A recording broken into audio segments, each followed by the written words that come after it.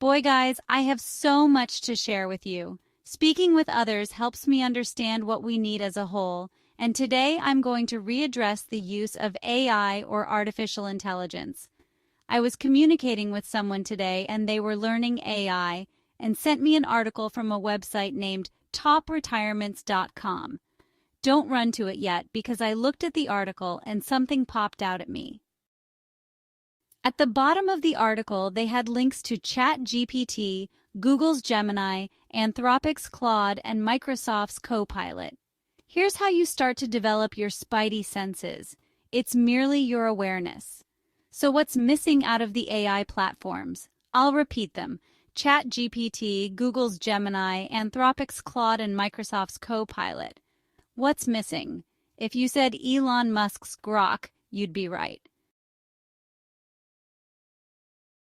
I bring this up to you not because I think you don't know about Grok, but to help you awaken by understanding tactics that are used and how to avoid spreading disinformation in this war for our minds. So here's the deal. The omission of Grok was not an oversight. It was strategic. This is how the media controls our minds. I'm going to share some well-known strategies used to brainwash someone so that you recognize them. These strategies are common in both strategic warfare and marketing. Okay, so they deliberately left out Grok. First, we must understand why they would leave out Grok. Perhaps there is left bias. Kinda like you having a strong preference for a particular restaurant and you recommend it. Media is not supposed to recommend anything. They are supposed to report events without judgment of any kind, right? So passing on this link that I received is a way that the preferred narrative is perpetuated. It seems like no harm, but there are two issues when we post something like this article on social media. This is exactly what Dan told me about that we've discussed in the past. This is a wonderful example of the concept of hangout disclosure as applied to media. The article provides very factual information with links, but they didn't tell you everything. They didn't tell you about the only AI with real-time responses. Why?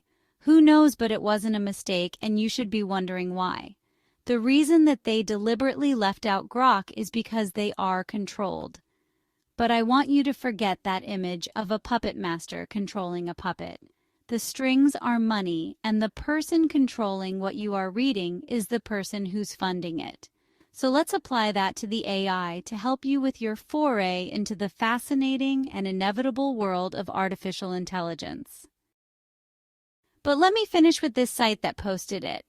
Personally, once I find tactics used to control me, any of them from fear to selective coverage, I simply don't trust anything they say.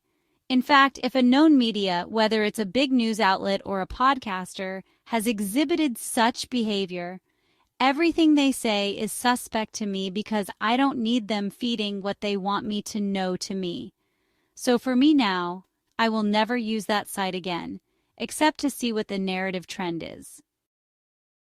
There's another tactic that you will see. Narrative trends. I talked about this the other day. When you hear something being repeated throughout the media, somebody has orchestrated that. It could be the good guys or the bad guys, so to speak. So let's look at AI. But first, please help me out with a thumbs up and comment to fight channel suppression. Subscribe, and if you want notices of my new content, be sure to hit that bell. They also monitor that. They monitor everything, and that's going to be the second topic here. Back to AI.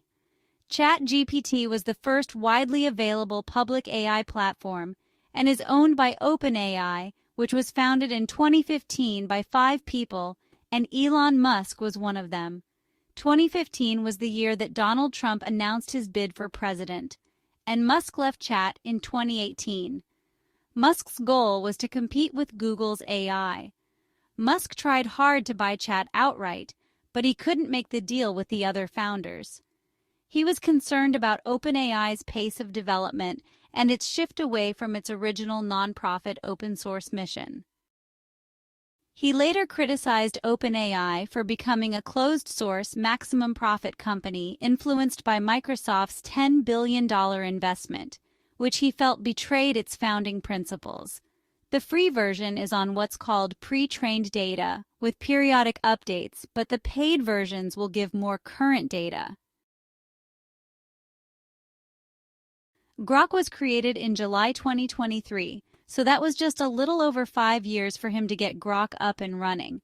Grok provides real-time access both with free and paid access. The difference is that on the free version, your use is limited to a certain number of questions with various periods.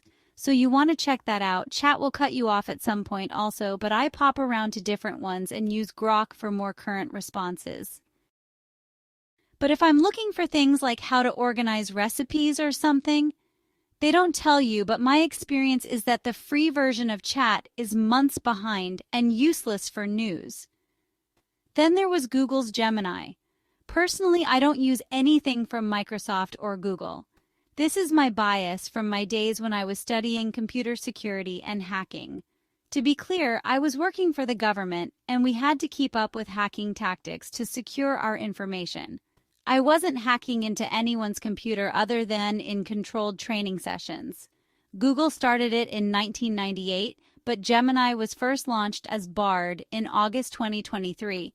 But it wasn't on the Google search page as Gemini until May 2024, so that was after Grok. Again, if you pay, you get real-time data, but the free Gemini updates every 3 to 6 months, so it's useless for current information. The upside is that Gemini is integrated into their search engine, but I don't use Google as a search engine, so it's no benefit to me. Anthropic's Claude platform has been heavily funded by Amazon and Google. Again, the free model is not real-time and the paid version is. Then Microsoft's Copilot platform was founded by Bill Gates and Paul Allen. Do I need to say more? I wouldn't touch it, but for your information, the free version also is not real-time, but the paid version is. So to wrap this up, Grok is the only large platform that always provides up-to-date searches. There are several smaller, more specialized platforms like iAsk and Phosphos Talk, but they're more specialized models. I'll get into looking at them in the future. The second thing I want to discuss today is the notion of privacy. As I mentioned, this video was inspired by a text from a good friend. She's a woman with a highly organized mind who loves contributing to things she believes in. I'm sure she remembers Edward Snowden. Everybody knows the name, but I want to refresh your memory because in the discussion, she sent me a text saying that someone is always watching you with AI. Here's what I told her, and the point I want you to understand. Someone has been watching us for decades. Remember Snowden? They never stopped. Everything you type, every click, every save and say anywhere is in your file in a mega computer controlled by the government. Long before people started playing with AI, if they want to target you for some reason as they did with J6ers, all they have to do is pull your file from the general database and they will have everything you have said or posted for about the last 25 years. Deleting doesn't stop it. It's an automatic pull from all communications. Today, your car and medical devices are feeding information to some middleman who's feeding it to the all-knowing computer. Remember, everything you say or type can be used against you in a court of law. We are very vulnerable, guys. VPNs or virtual private networks can help, but your privacy depends a lot on the location of the VPN provider. A properly configured, truly no-log VPN greatly reduces tracking, especially from your ISP, but it does not make you completely untraceable to powerful actors like governments if they have other points of data, such as logins, payments, and device IDs or MAC numbers. So beware, guys, there is no privacy expectation in today's world. Which brings me back to something I remember from my days in computer security. Any device that has a network adapter in it is vulnerable. All wireless devices like earbuds, surveillance cameras, smart speakers, electric blinds, thermostats, and even smart light bulbs can be potential vulnerabilities into your home network. Bluetooth and Wi-Fi also have vulnerabilities, and if exploited, an attacker could bypass any computer and network security because it came through a trusted source that you approved the connection to.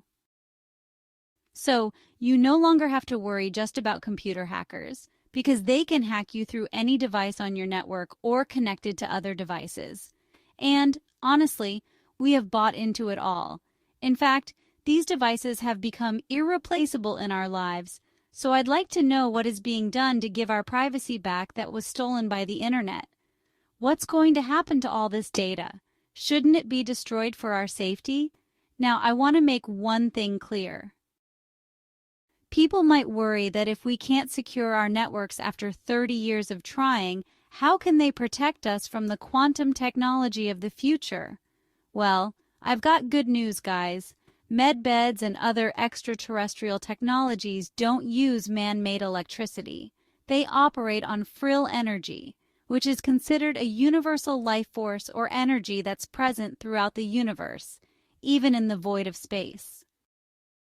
Frill energy is purportedly harnessed by advanced extraterrestrial technologies and can even power entire planets with the right sacred geometry.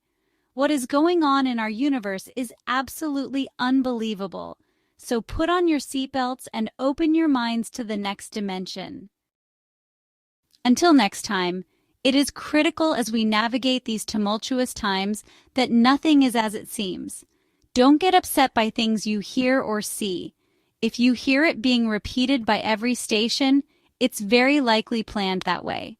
Just sit back and enjoy the ride, because this movie has a very good ending.